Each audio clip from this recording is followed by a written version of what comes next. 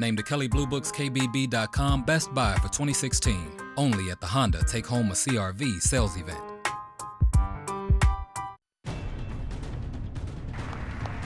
Good morning, America. A charity dinner turns bitter overnight. Here she is tonight, pretending not to hate Catholics. Donald Trump gets booed. Hillary Clinton follows with her own act. It's amazing I'm up here after Donald. I didn't think he'd be okay with a peaceful transition of power.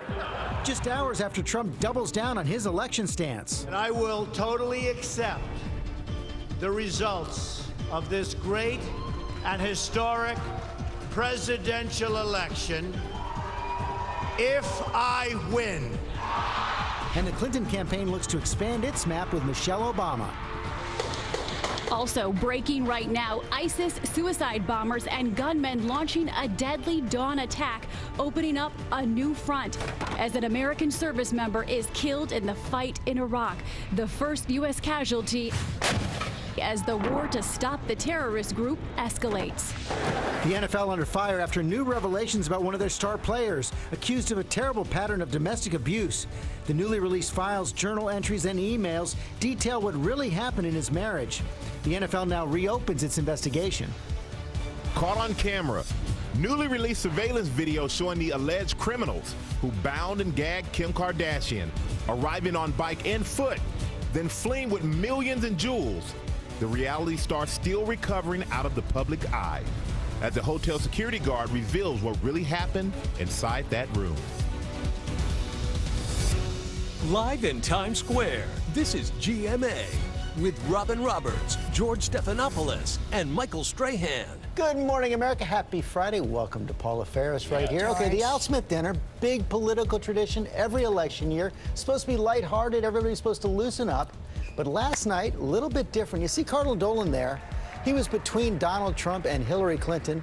He called it the iciest place on the planet. Can you imagine the level of discomfort? And just for the record, sitting between the two of you, I don't feel uncomfortable at all this morning. Okay, I just wanted to let you know. We both have very warm hearts. You do, and handshakes will happen later. But both candidates getting some laughs. It was a tough crowd. I don't think either got the memo that tonight they were supposed to be friends. That was the explicit memo given to everybody. Yeah, and the crowd was tough, and they were expressive too. Take a look at this moment that a lot of people are talking about this morning. Watch how the crowd reacts when Donald Trump calls Hillary Clinton corrupt. I have a feeling this guy's going to be on memes for quite a while. We're going to see that for a long time. So we have a lot coming up. Just 18 days to the final votes. ABC's Cecilia Vega starts us off from the battleground state of Ohio. Hillary Clinton's going to be there in Cleveland today. Good morning, Cecilia. Wait, was there a memo that they're supposed to be friends? They definitely didn't get it. These two candidates just 24 hours after that heated debate, this time in the same room, not just that, seated at the same table. Can we say awkward? Nope. Right out of the gate, no handshake here. Donald Trump and Hillary Clinton in the same room once again. This time, a New York charity dinner. The only thing separating them, a man of God. Hillary accidentally bumped into me, and she very civilly said, "Pardon me."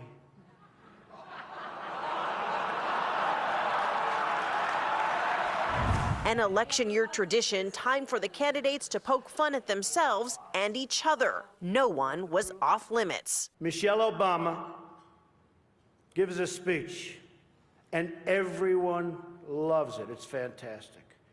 They think she's absolutely great. My wife, Melania, gives the exact same speech. And people get on her case. And I don't get it.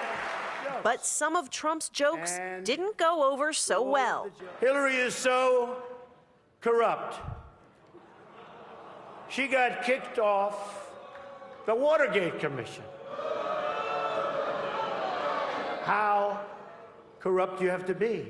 The typically charitable crowd turning on Trump, booing and jeering after he seemingly broke the long-standing tradition of lobbing jokes more lighthearted than these jabs. We've learned so much from WikiLeaks. For example, Hillary believes that it's vital to deceive the people by having one public policy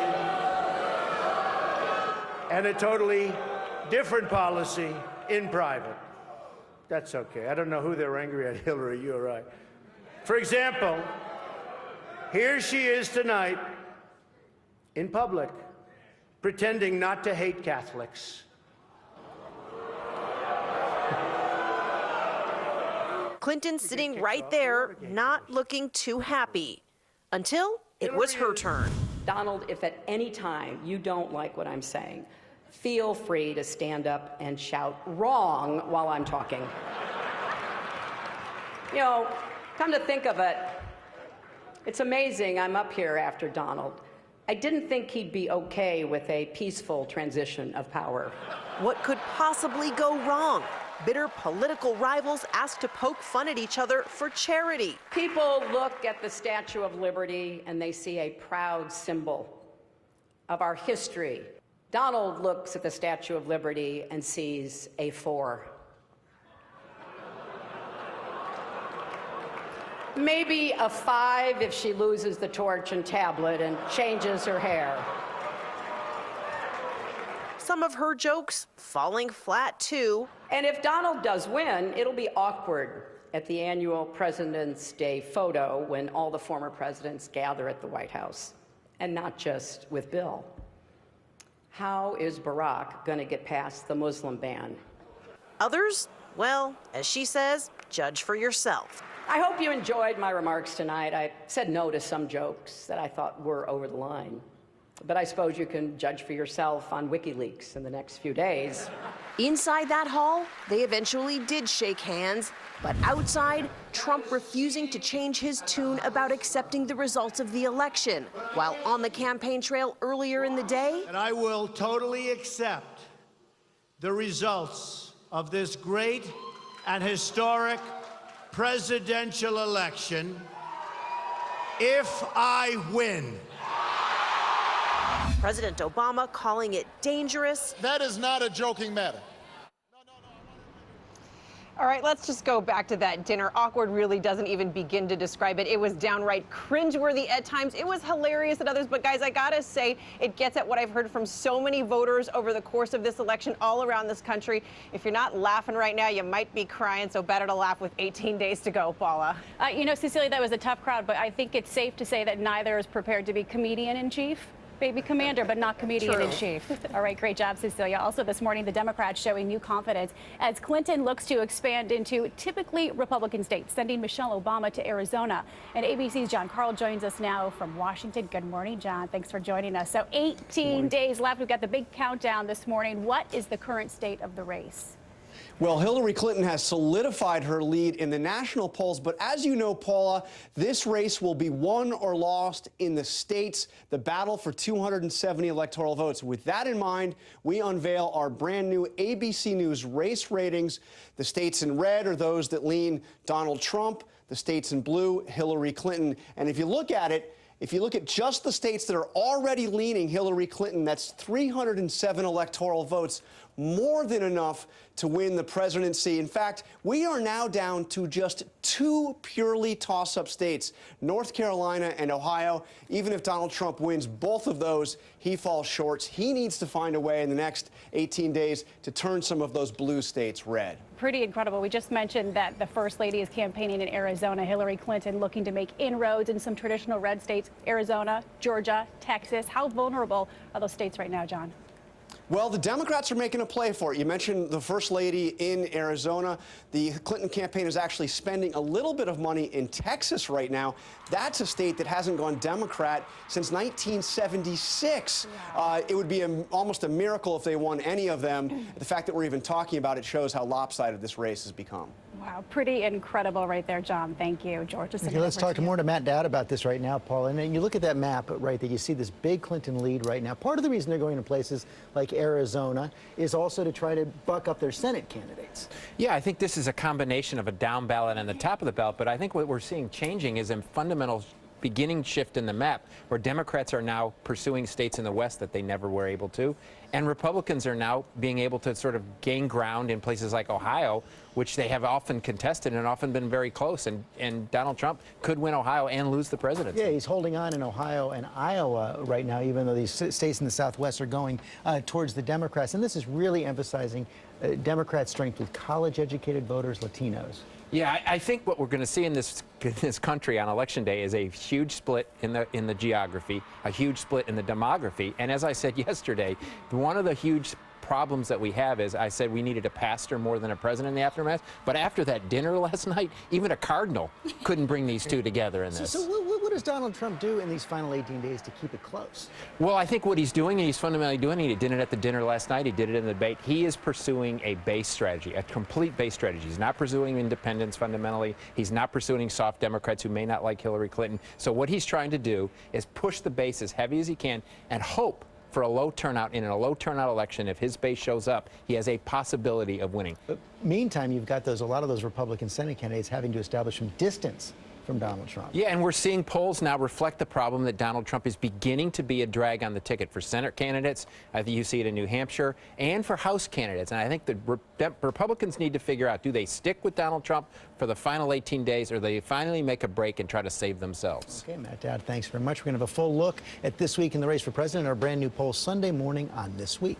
Excellent analysis as usual, Matt. And overseas now to the critical battle against ISIS. A U.S. service member was killed in Iraq. Now, this is the first American combat death since they began the operation to take back Mosul.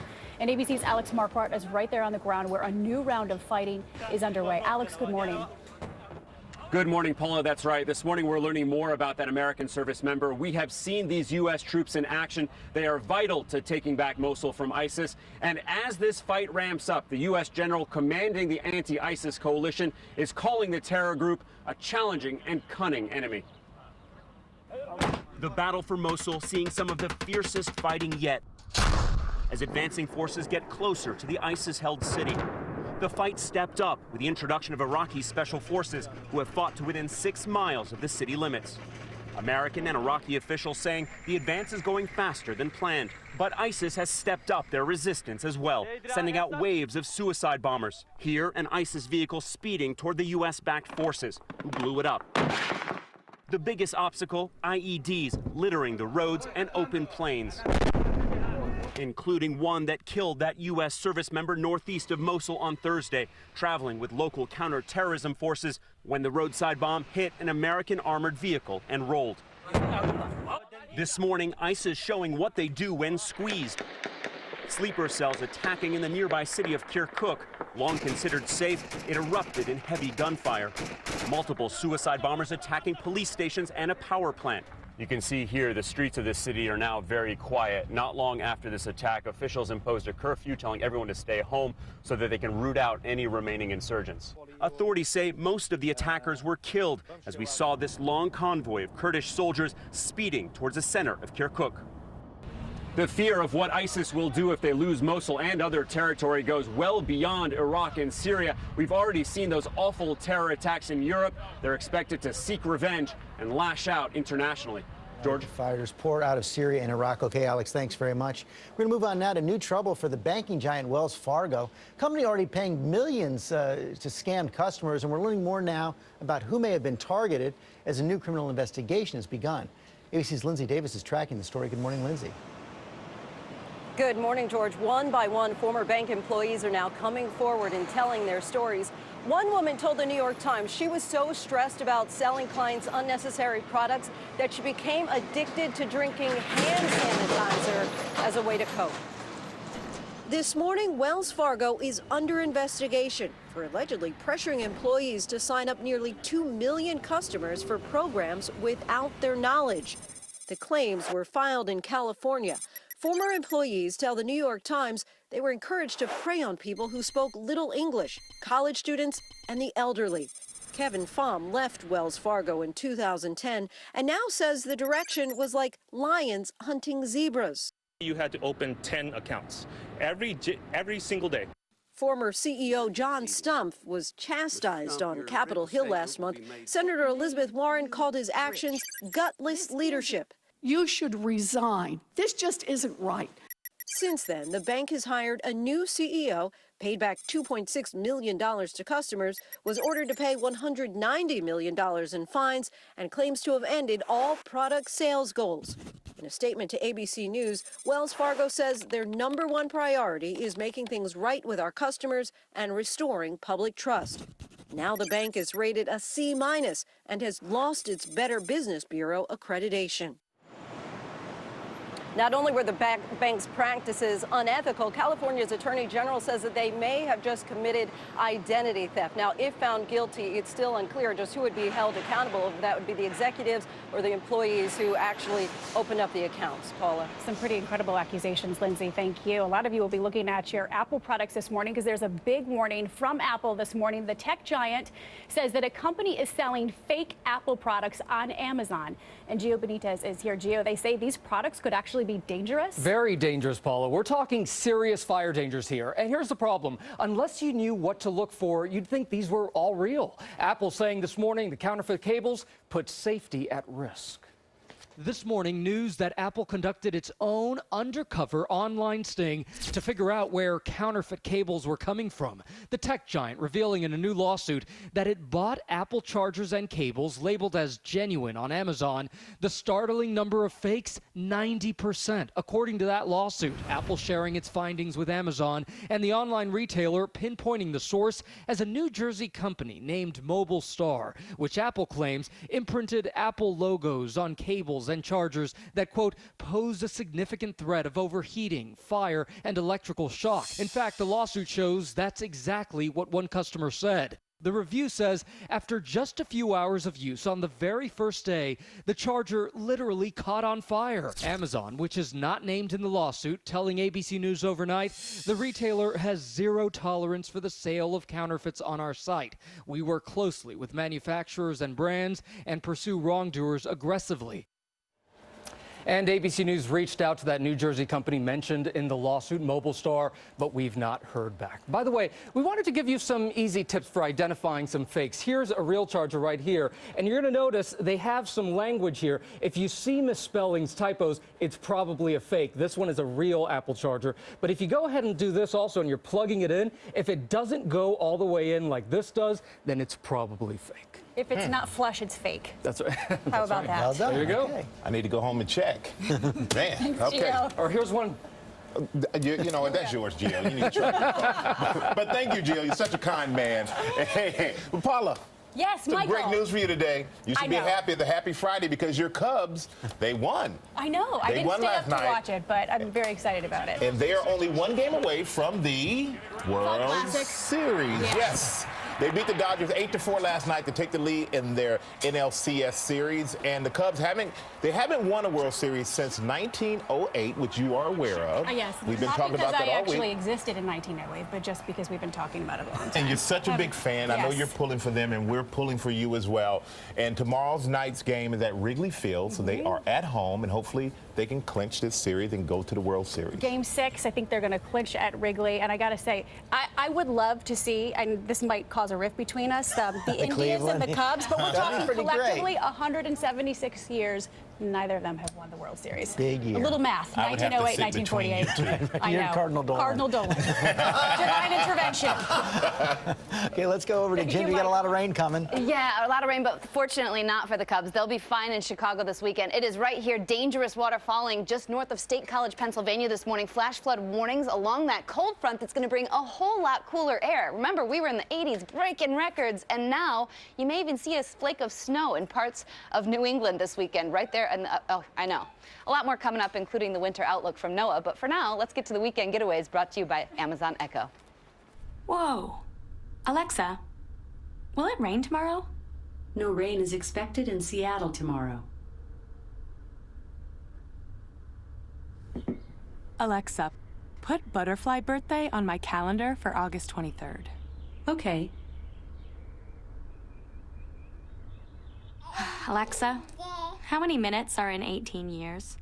There are 9,460,800 minutes in 18 years. Our warm streak is coming to an end. We'll get to about 77 degrees through midday, but then showers developing. So have the umbrella. I think showers starting around 3 o'clock this afternoon, and then the winds start to pick up, and we'll have gusts through the overnight hours up to about 40 miles an hour. Big changes heading into the weekend. Only 59 degrees Saturday, very blustery.